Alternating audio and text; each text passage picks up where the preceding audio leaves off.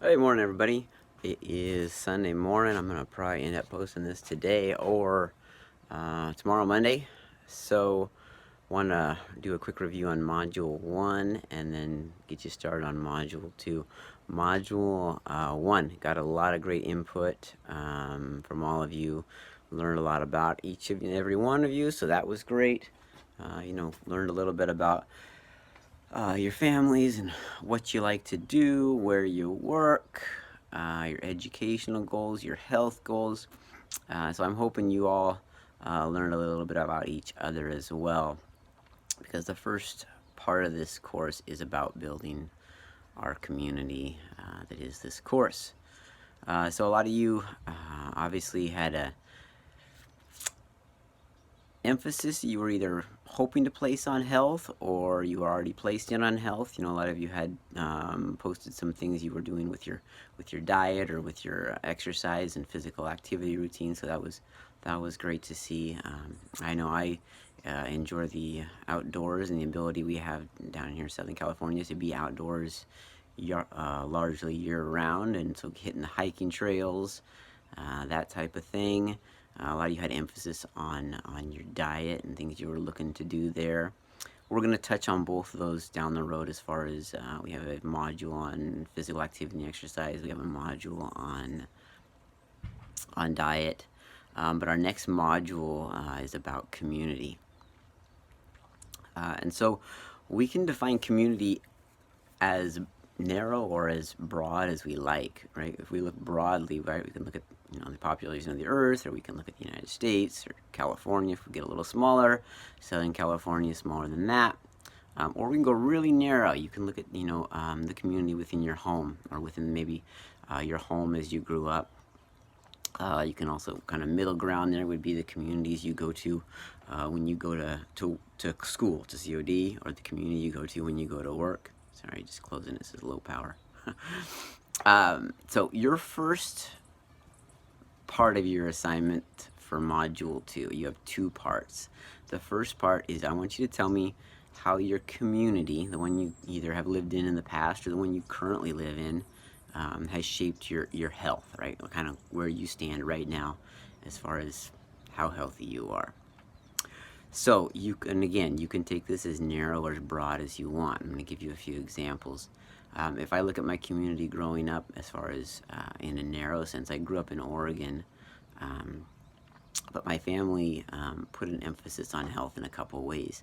Number one, we were always encouraged to be physically active growing up. We were involved in everything from Boy Scouts to soccer to gymnastics to you name it. So we were always physically active and given the opportunity to exercise, and an emphasis was placed on not being sedentary.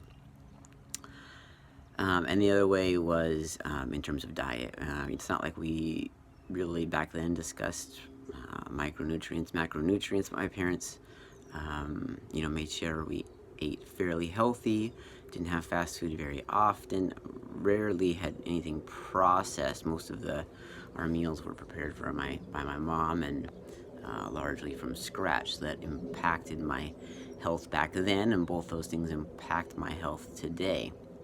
So that's one example, right? You can talk about how the community you were in growing up impacted your health and impacts your health today.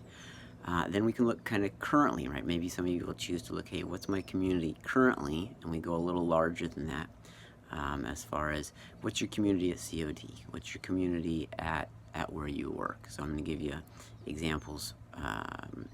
For me, I work at both COD and at Eisenhower Health, and I get my health insurance from Eisenhower, so right, that impacts my health and my family's health, right? Giving us access to doctors and to medical care. So that impacts our health as far as keeping us free of illness and disease. And then, the other thing would be both COD and Eisenhower, they put somewhat of an emphasis on the physical activity aspect of health. Both of those facilities have gyms or exercise areas for their employees. So Eisenhower has a gym on the main campus. They have a walking path, kind of a path you can take throughout the campus, and it tells you, how many miles you've gone. COD, obviously, many of you have probably taken some of our activity courses in the gym there at COD, and employees have access to that when students are not using it. And the reason for that is because our employer, puts an emphasis on our health, right? I think they probably know that healthy employees are more likely to be productive employees. So tell me a little bit about maybe where you work. I mean, obviously all of you go to COD, but what other communities do you find yourself in day-to-day environment, and how has that currently affected your health?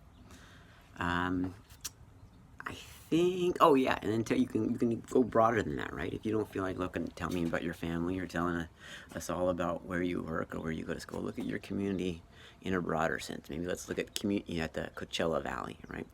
How does the Coachella Valley affect your health? How does living here affect your health, right? Like I said, moving from Oregon to Southern California, the community, there's more outdoor opportunities for exercise, right?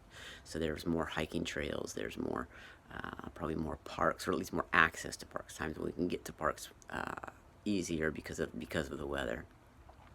But there's also lots of gyms that you can be a part of. There's exercise groups, like I know of running groups and triathlon groups and that type of things that you can join.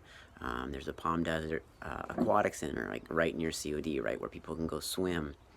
And there's a swimming group that meets there. So tell me about how the community, again, so you need to choose one or two of these. You don't have to do every one, but tell me how either your family or where you work, where you go to school, or just the community of Southern California, Coachella Valley, has impacted your health. One of the reasons I asked this question is I want you to give some specific examples. I mean, that'd be fabulous as far as educating me and your peers, as far as, right, maybe you know of a resource in the community for someone to progress towards their health goals, right? Maybe you belong to a gym and you can, give us a kind of a why that gym's benefiting you, and maybe someone, low power again, sorry, someone will join that gym or that class you're taking, or the hiking trail about. For instance, if we're talking about Coachella Valley, I went out to, it's called the Indio Hills Badland. It's out off of, kind of near Jackson, I guess. Jackson, north of the 10. And there's a really nice hike that you can go do. Went and did that this morning. So, hopefully some of you, if that's the first time you hear about it, you go check it out, because maybe you live that way. So yeah, give us how your community is affecting your health. Tell us some specifics so that we can maybe follow up and all learn a little bit. So that's part one. I know it's a big part one. Let's move on to part two a little quicker, huh? Part two is, so your community, how can you either, change your community or adjust the community you currently live in to impact your health? I'm going to give you a couple examples, right? If we're looking at your community that is your home, your family, right? Can you maybe surround yourself with either opportunities for exercise or opportunity to eat healthy, right? You put away the processed foods or the candy, right, that might be on the counter, right, and you replace it with fruits and vegetables. That's one thing my wife and I do. Is to structure that community so that it's easier to grab something healthy if we're just looking, if hunger hits you quick and you don't feel like making a meal, what's on the counter, right? Is it easier to grab, candy or to grab an apple?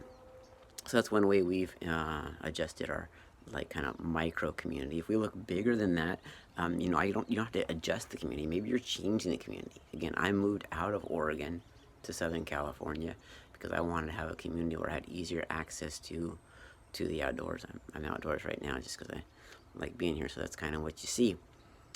The other thing would be, you can go bigger than that. I know of a couple people, like I said, there's groups here in the valley, right? Groups for runners, there's groups for triathletes, and I know the people that have created those communities. It is a community of triathletes, and they've organized a group. So maybe, is that something you've done or something you could do, right? Where you gather a group of friends and you say, hey, let's all meet at the gym, on Friday mornings at such and such time, and that is a community that you're creating. That group of friends that go out and exercise together, or maybe you all go hike together, that type of thing. So the second part of the question is, how have you or how could you change your community to positively impact your health? All right, so we went through a lot. Let's summarize real quick here. Question number one is, how has your community influenced your health? Right, and again, you get to define which community you're talking about. Micro community such as your family, macro community like all of Southern California. How has that community that you either lived in the past or currently live in impacted your health? And number two, how can you impact your community to affect your health? What changes could you make within your community to help you reach your health goals? So again, great work on Module 1. I think I have to double check, but I'm pretty sure we had everybody post and then reply to people. So we're looking real strong, real solid. Just keep up the good work. And then let's finish Module 2. I will open it. Again, today's Sunday. I'm going to try and open it today. If not, it'll be open real early on Monday. Get all your posts in early. That makes things easier, right? Because then you post, people reply to you, you can reply to them, and it builds the conversation and also the community. And then I will close it down after 2 weeks, on Friday after 2 weeks, and there'll be an update down the road as far as how we're doing before I actually close it. But you've got 2 weeks to work on Module 2. It's all about community. So enjoy and have a great day.